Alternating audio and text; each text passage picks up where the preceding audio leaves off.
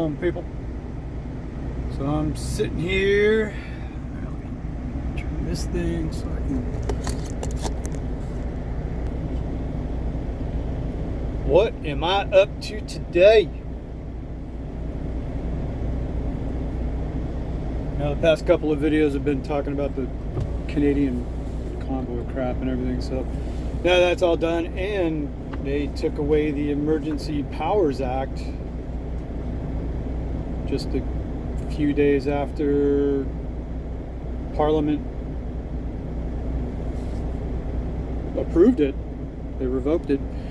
And there's been speculation of why, like, I guess they were catching a bunch of heat. Trudeau or whatever caught a bunch of heat that had never been done before, even in times of actual terrorism and stuff like that. So it's like, what are you doing, dude? And all the PMs and everything around, the governors of the provinces and stuff are like, serious misstep, dude. So anyway, looks like that's all dissipating, and I guess anybody involved in the convoy can hope to not get doxxed and get all their assets frozen now and all that kind of stuff. In general, I guess. I don't know. See what happens, man. Who knows? World's gone full retard, So anyway, what am I up to?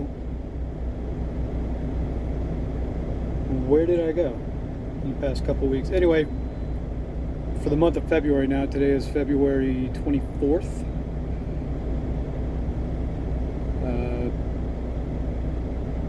I've been running all month. I left on the 5th. With this truck, I left February 5th out of Lubbock, went and picked up a meat load, went up to Idaho. Then I went over to Denver to Hartford, Connecticut. Then I went up to Worcester, Massachusetts, picked up a load of frozen pies, and went to Walmart in Pottsville, PA. Then I went up to Wylissing, Pennsylvania, picked up another load of meat, took that to Marshall, Missouri. From there, reloaded out of the same facility, spent 31 hours in Marshall, Missouri. All the time I could have been making videos all month, and I'm like, duh. So, Marshall, Missouri, went up to Cedar Falls, Iowa, to a Target distribution center, dropped off that load. Then I had to go 300 miles over to Schuler, Nebraska. Had a 2-dropper in Dallas, which I finished up yesterday. And now I'm in Waco.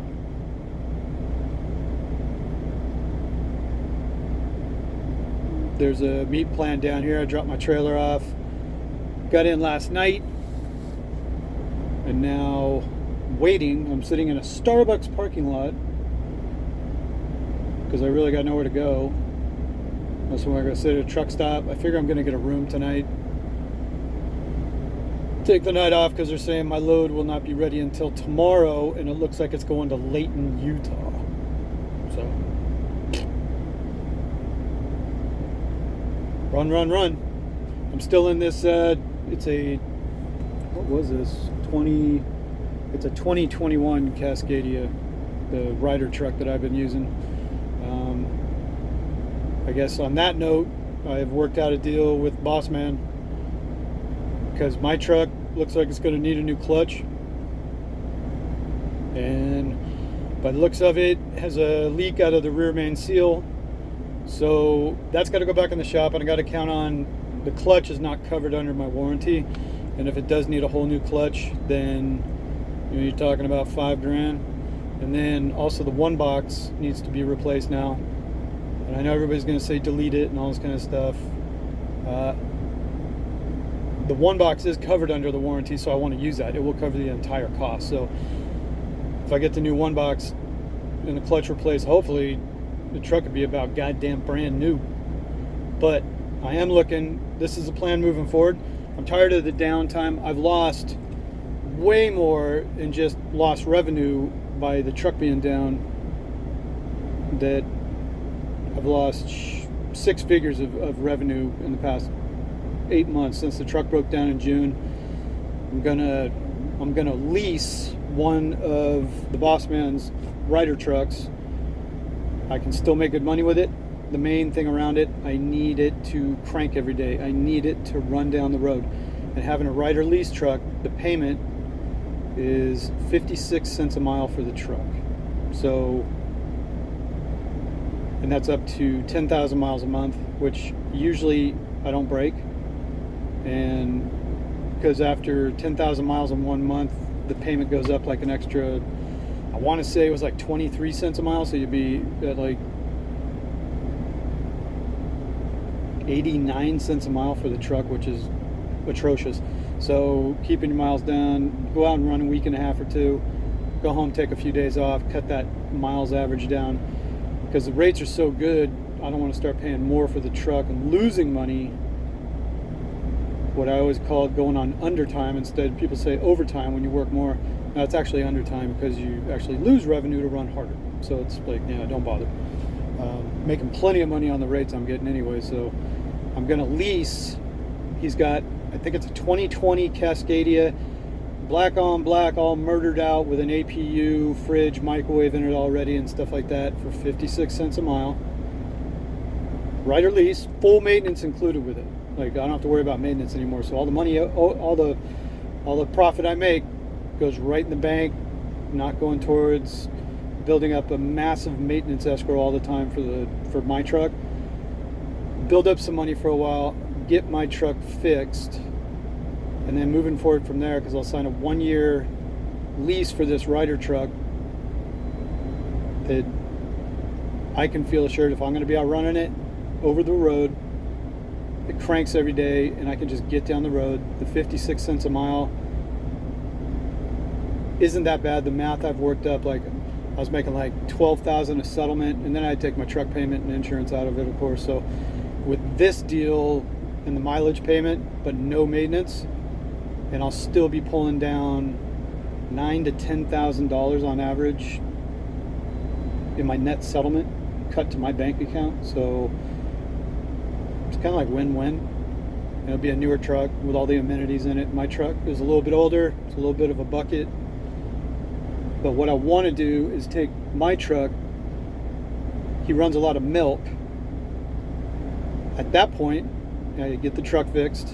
I can turn around, hire a driver, and put it on milk. Where all the milk loads come out of Canyon, Texas. There's I think it's a WDT or Western Dairy. Anyway,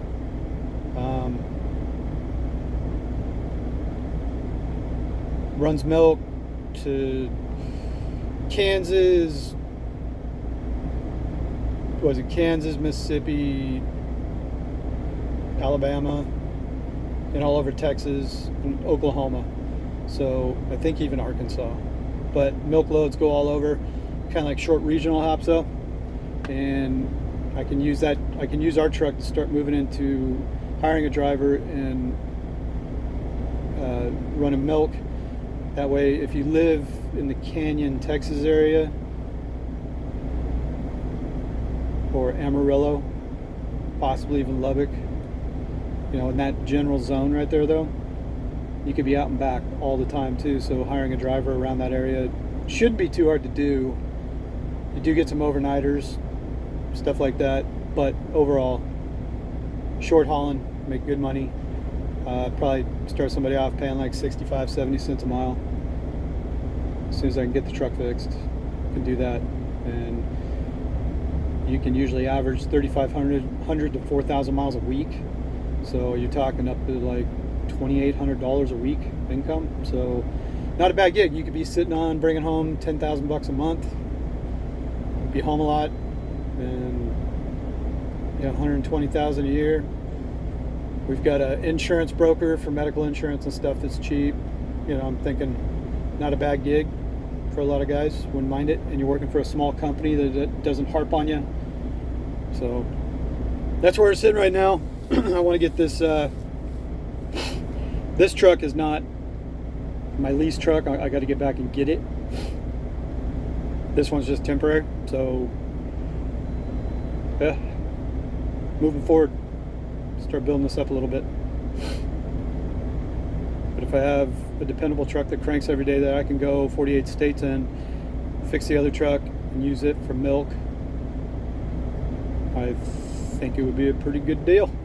So, and after that, if we want to acquire more equipment, sign it on, and get moving with that. We can run a lot of milk. Milk's always running. Also, though, there are a couple of slow times of the year for milk when school gets out and stuff like that, that